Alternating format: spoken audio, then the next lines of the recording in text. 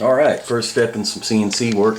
I've got my first program wrote for some Hemi valve covers that I'm going to do some production.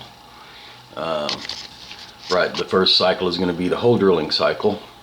As I did on my first, my manual valve covers, you know, I drilled the holes first, and then I went back and did the profile milling and all that. I'm doing the same thing. Whoop, let me see here. I can drop this down. This is the G code I wrote. I just hand coded it, and as you can see, there's no subroutines or anything in there. It's every step has been coded out. The reason for that is because I've been tweaking and changing a lot of parameters, speeds, feeds. I was plunge drilling. I decided to go to a peck drilling cycle, so it's all wrote out step by step. What I'll do once this is finalized is I'll go back and write subroutines and clean this program up and make it a lot short. Excuse me, make it a lot shorter and simpler. So back to Mach 3. We're reset. I've got my program. The program is loaded right here. Got my homes positions. Got everything zeroed out, and 0 is in the far right corner. I don't have my part in there, but anyway, this is what we're going to end up with.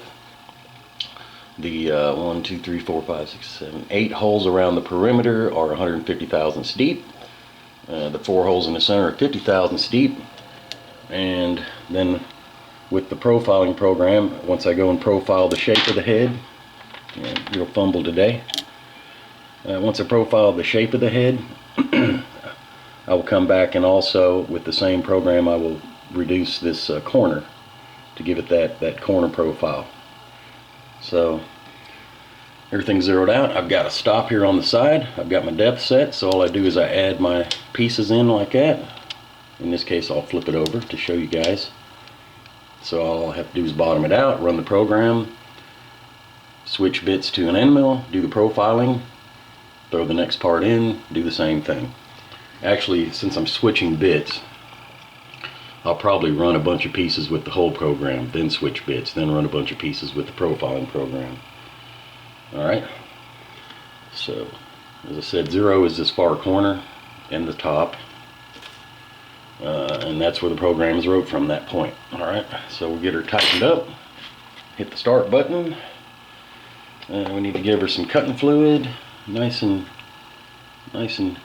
heavy batch of cutting fluid on top of there. And we're going to let her rip. I'm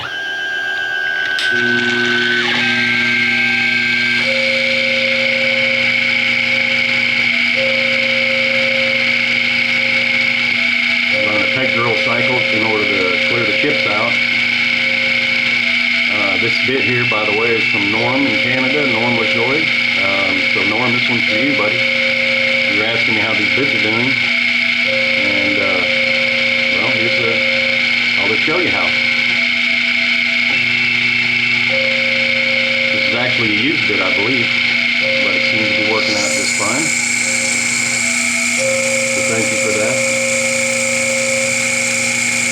Alright, we're running over.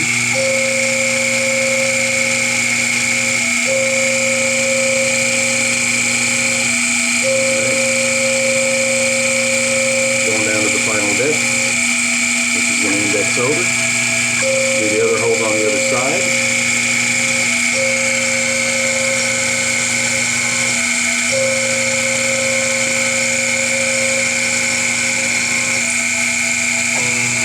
Looks like the bit's holding up well, it's not loading up. I'm running at full speed. It wouldn't hurt to go faster, but as fast as I can go right now without upgrading to the high-speed pulley set, which I'll end up having to do here before long.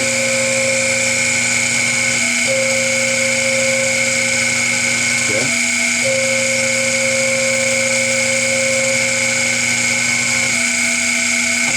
Alright, just going to kind of come over.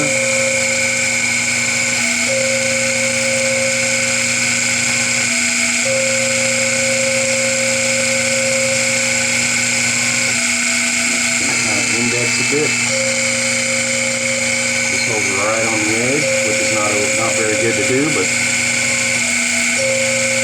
I'll probably tweak that just to bring it in just a tiny bit, because that has a tendency to bend the drill bit. 4 plug holes.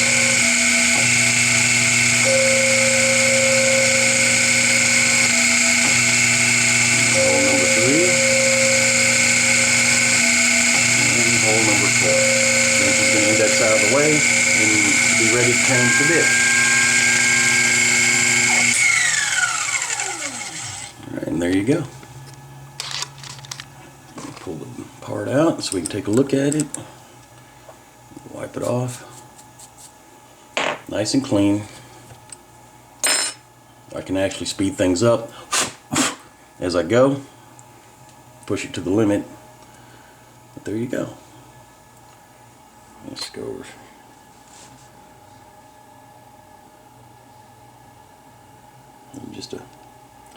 Next part will be changing over. Of course, I would run a bunch of these first. Then I would change over my bit and do the profile, which I'm going to show next.